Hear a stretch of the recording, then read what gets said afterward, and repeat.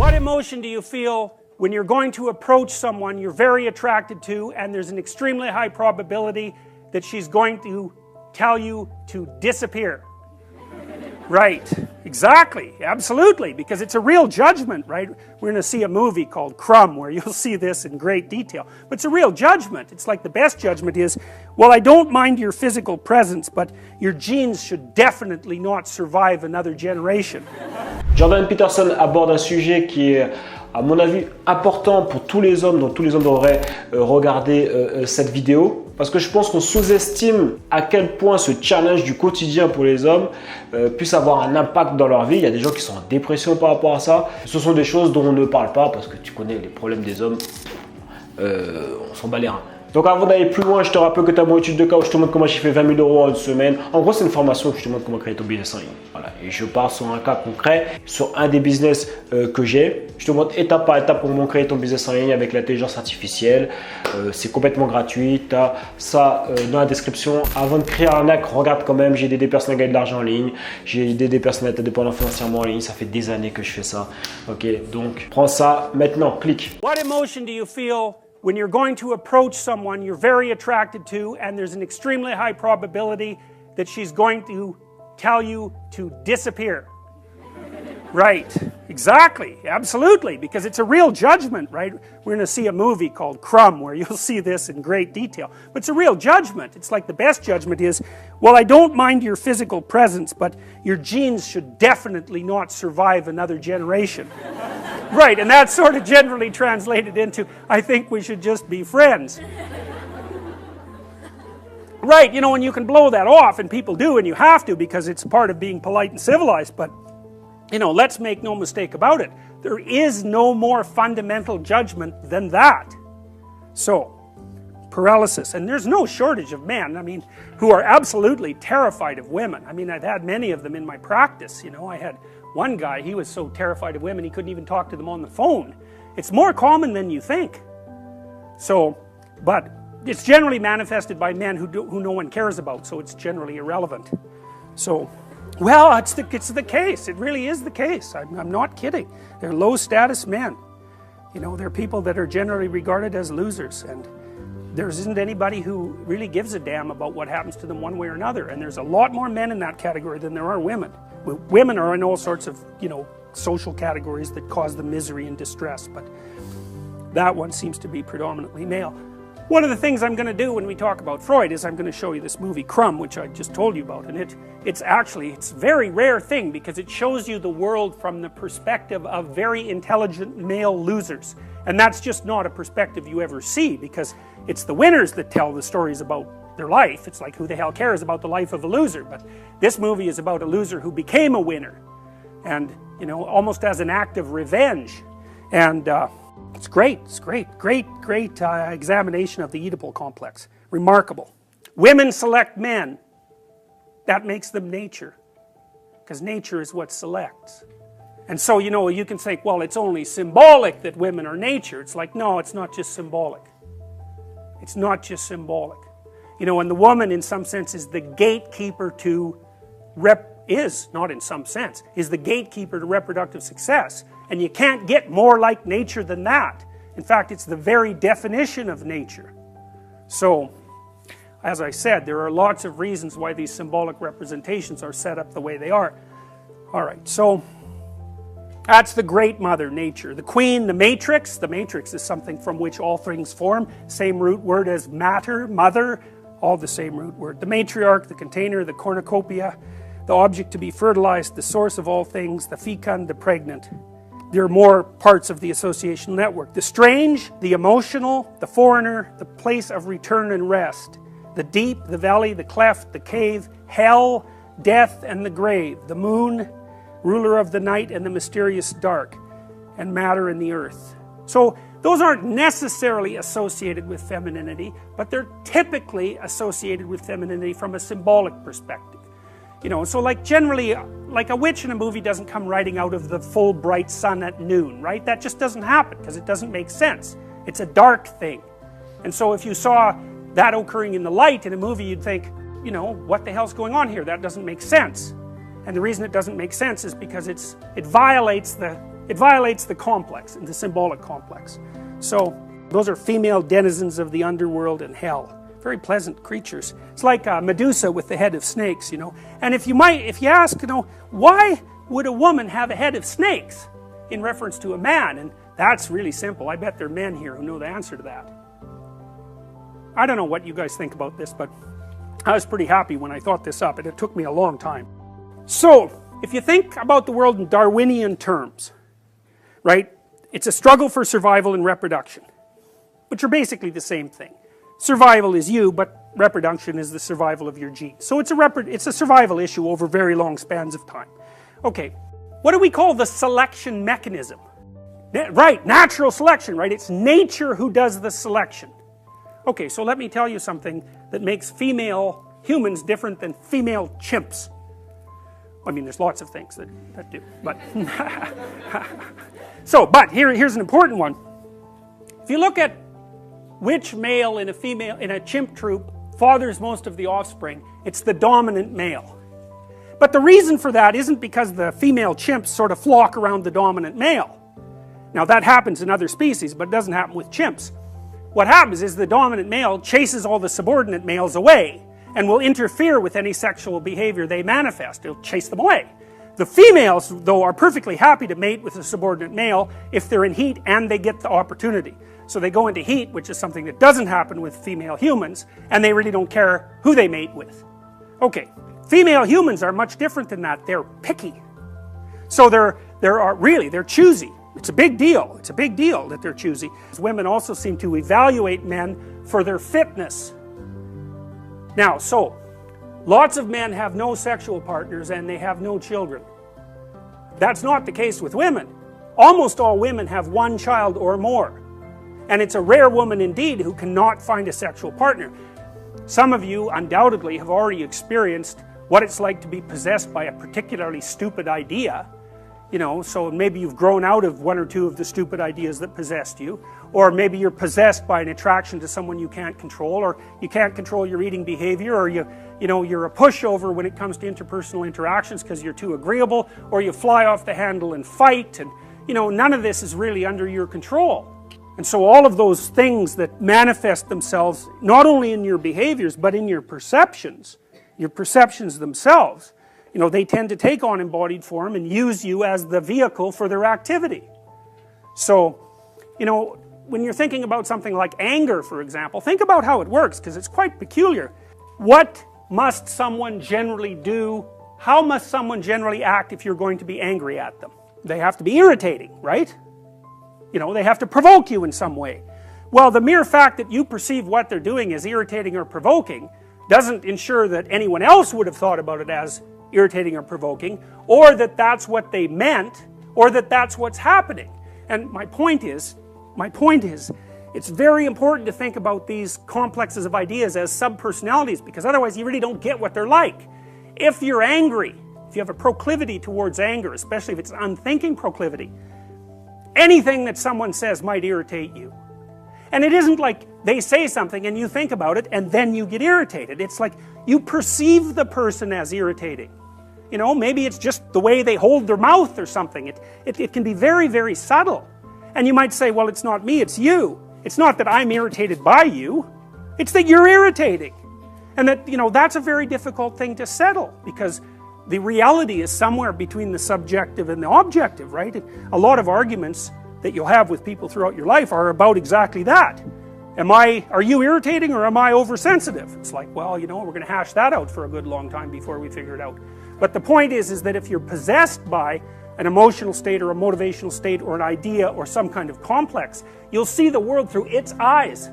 And then the facts reveal themselves to you through the lens of that particular set of ideas. So it's a very frightening idea, because, you know, we like to think of ourselves as masters of our own house, which is completely clueless, because it's obvious if you watch yourself for like a month that you hardly ever do what you tell yourself to do, and you're liable to do all sorts of other things that you don't even want to do. You know, because you say, well, I'm going to go to the gym 3 times a week, and I'm not going to drink, you know, and maybe there's this person I'm not going to associate with, and then, you know, you don't go to the gym, and you find that person and you go out and drink with them, and you think, what the hell's going on, you know? but you're not the sort of person that will do what you say. And so, like, what sort of person are you? Well, that's a psychoanalytic question. It's a deep one, because you're a peculiar thing. And there's parts of you that are really, really, really old. And you know, the sort of naive you, the naive young you that you think of yourself as is like a little piece of flotsam in an ocean of complexity. And the ocean of complexity is you. And part of diving down into the depths is to start to understand what it means to be human. And like, whatever that means, it's the one thing you can say about it for sure is that it's bloody peculiar. Il y a une narrative qui circule beaucoup où on dit oui, les hommes, il faut qu'ils se mettent en mode moine, qu'ils se concentrent sur eux, qu'ils travaillent sur eux et ils ne doivent pas calculer les femmes. Voilà, ils doivent rester célibataires, ils ne doivent pas calculer les femmes. Il y a même des mouvements, je ne sais plus exactement comment ça s'appelle, qui disent ils font leur chemin de leur côté, ils ne calculent plus les femmes, c'est fini. On attend l'intelligence artificielle avec les nouveaux dolls, tout va être bon, on ne va plus les calculer puisqu'elles font leur maline. Et elles font leur maline parce qu'elles sont plus exigeantes et en plus elles sont moins mariales parce qu'elles n'ont même plus les qualités d'une épouse. Bon, ça c'est encore l'autre sujet. Je pense que tu as déjà vu pas mal de mes vidéos. Si tu n'as pas encore vu d'autres vidéos de moi, je t'invite à aller jeter un petit coup d'œil où j'adresse beaucoup ce problème-là. Mais cette narrative, je ne suis pas d'accord avec. Je suis complètement pas d'accord avec. D'où pourquoi c'est important de lire des livres. Et c'est important parce que je lis des livres sur tous les sujets qui m'intéressent. Ça veut dire, bon, la relation de femme, j'ai lu pas mal. Business, bon, voilà, je compte même pas. Mais quand tu lis des livres, là où tu vas en tirer toute la puissance, c'est déjà en passant à l'action et surtout en te confrontant sur le terrain les informations que tu viens d'apprendre.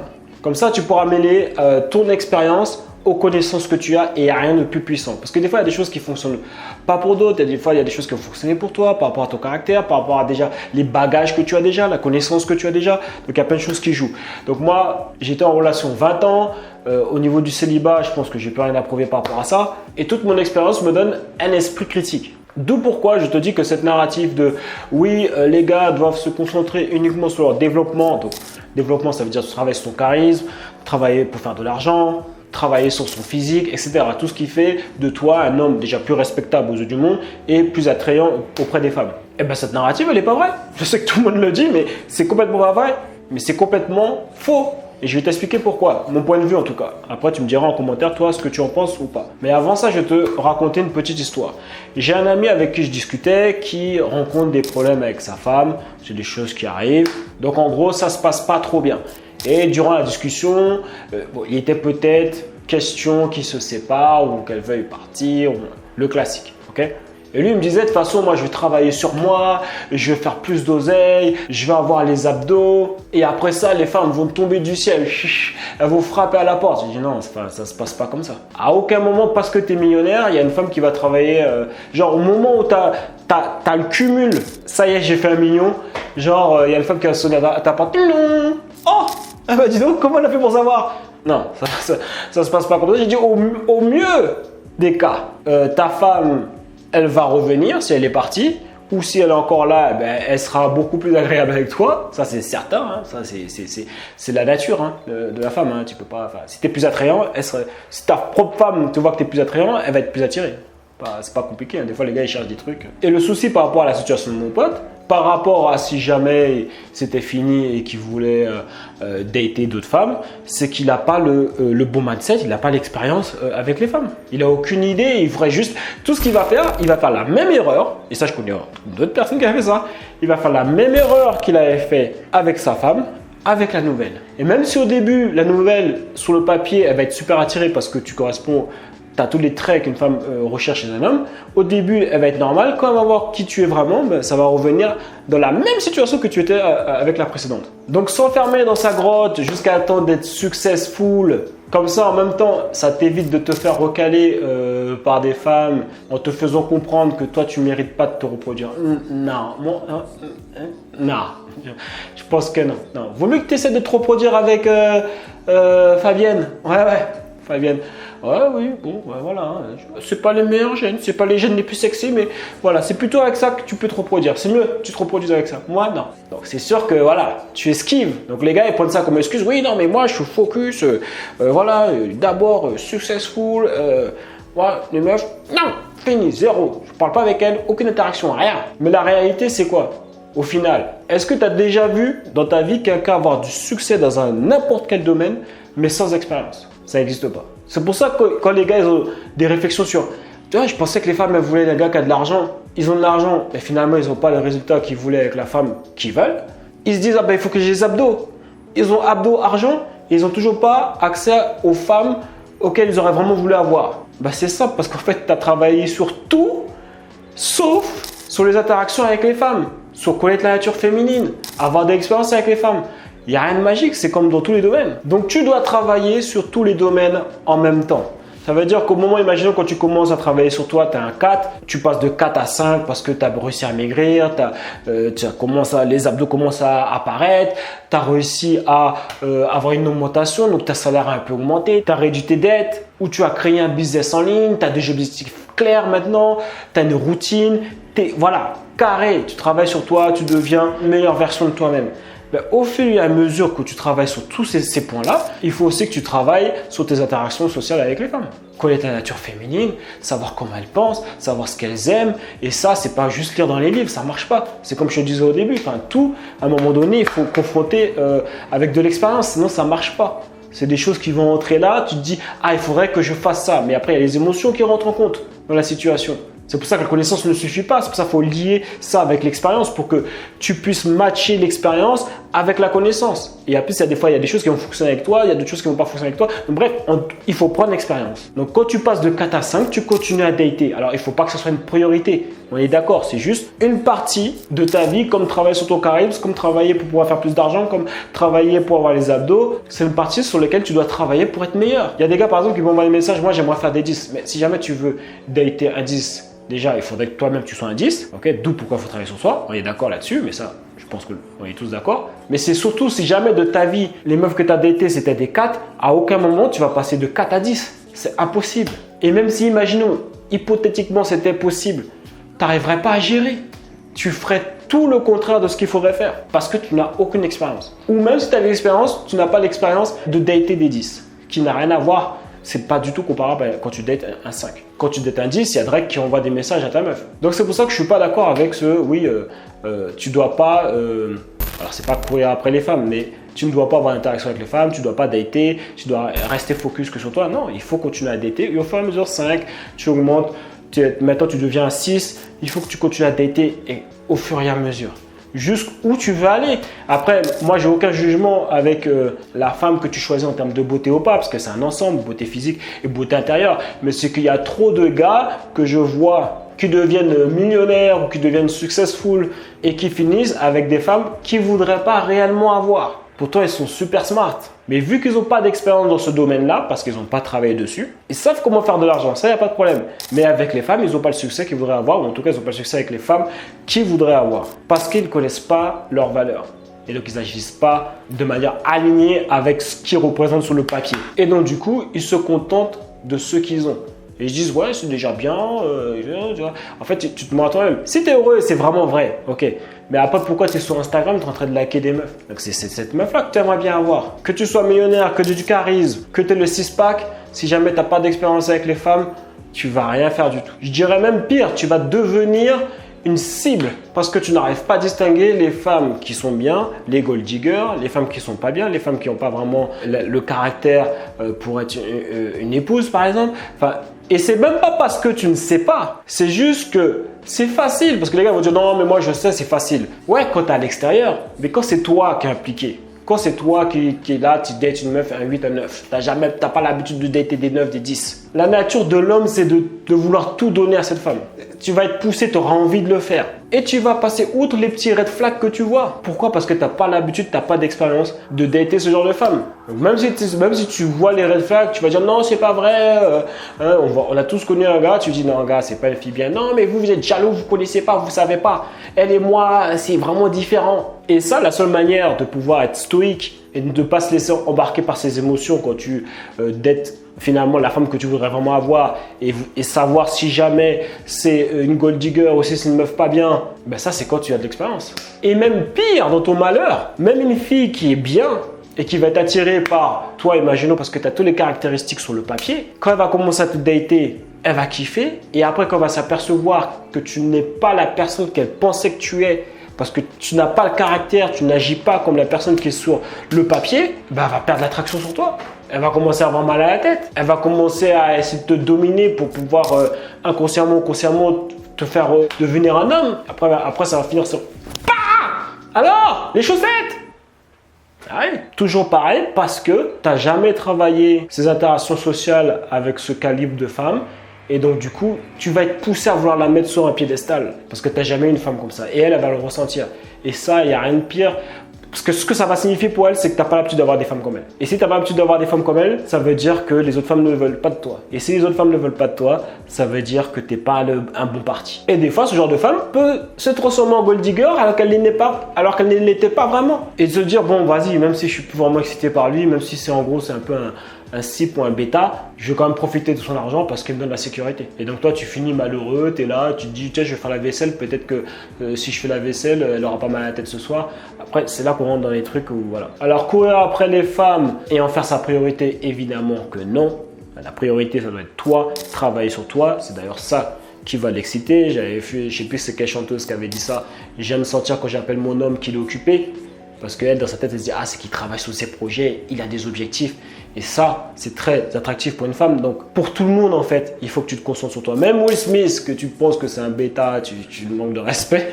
Hein, bon, ce qui peut s'entendre. Hein. Même lui, il a compris qu'il met d'abord lui et après Jada. Donc, si tu penses que Will Smith, c'est un bêta et toi, ta femme, tu la mets en premier et toi après, pose-toi des questions. Pourquoi ça ne fonctionne pas? Mais ok, on n'en fait pas nos priorités, mais ça fait partie de...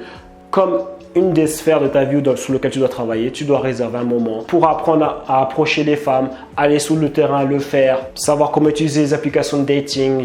J'ai des formations dans la description. Et du coup, quand tu vas travailler sur toutes ces sphères de ta vie, bah, tu vas prendre beaucoup plus confiance en toi. T'imagines, tu as l'habitude d'avoir des interactions avec les femmes. Donc, tu prends l'expérience dans ce domaine. Tu fais de l'argent, tu as du charisme, tu travailles sur ton style, tu as les abdos. Comment tu veux pas être confiant et comment tu ne peux pas avoir plus de résultats? Est-ce que ça veut dire un petit peu comme mon ami il pensait que ouais, une fois que tu es successful, les femmes vont, je sais pas, apparaître comme ça tout d'un coup? Non, dans tous les cas, l'homme doit toujours aller vers la femme. Donc si jamais tu vas pas vers les femmes, il va rien se passer. Tu es obligé d'aller vers la femme et de lui parler. Donc, tu as plutôt intérêt à travailler aussi cette partie. Et travailler sur toi va juste augmenter ton taux de conversion. En tant qu'homme, c'est un numbers game. Et travailler sur ces points dans tous les domaines que je viens de citer, c'est même plus genre, ce serait bien si jamais tu le faisais. Non, il faut le faire. Dans l'ère dans laquelle on vit aujourd'hui, en tant qu'homme, si tu n'es pas au top, les femmes n'aiment pas les losers. Et elles ont mis la barre des winners super haute maintenant. Elles sont attirées par les winners et elles ont mis la barre super haute. Donc plus de confiance en soi, t'évites d'avoir le cœur brisé avec des femmes que tu aurais pu voir les red flags dès le début parce qu'émotionnellement tu t'es laissé déstabiliser parce que tu as un manque d'expérience. Et vu que tu as travaillé sur toi, capacité de rebondir rapidement parce que tu es le prix. Et tu as une chance en tant qu'homme, on vieillit comme du bon vin. Si tu es un homme et que tu ne travailles pas sur toi, c'est vraiment la plus grosse erreur que tu peux faire. Tu n'es pas une femme, tu n'as pas ce luxe. Par contre, si tu travailles sur toi, tu es gagnant. Donc voilà ce que j'en pense par rapport à ça. N'hésite pas à me dire ce que tu en penses en commentaire. Et les gars, on lâche rien et on reste déterminés. Il y a eux et il y a nous. Je vais être encore. Il y a un tout nouvel outil d'IA qui propose à partir d'un prompt la création de vidéos YouTube. Vous saisissez un prompt et en quelques minutes, il vous fournit une vidéo entièrement éditée avec une voix off, des images, des sous-titres et des transitions. Voici la plateforme et en tant que personne ayant créé des vidéos de ce type à partir de zéro, son utilisation a été juste incroyable. Voilà ce que nous avons par exemple. La France, la Tour Eiffel, la mode et surtout, sa cuisine. Vous rêvez de régaler vos convives avec des plats français ? C'est parti. Je pense que t'as compris, c'est incroyable la vitesse où il a créé cette vidéo. Cela m'a vraiment fait réfléchir à la façon dont le monde de la création de contenu va changer. Il y a un lien dans la description si vous voulez essayer la plateforme gratuitement.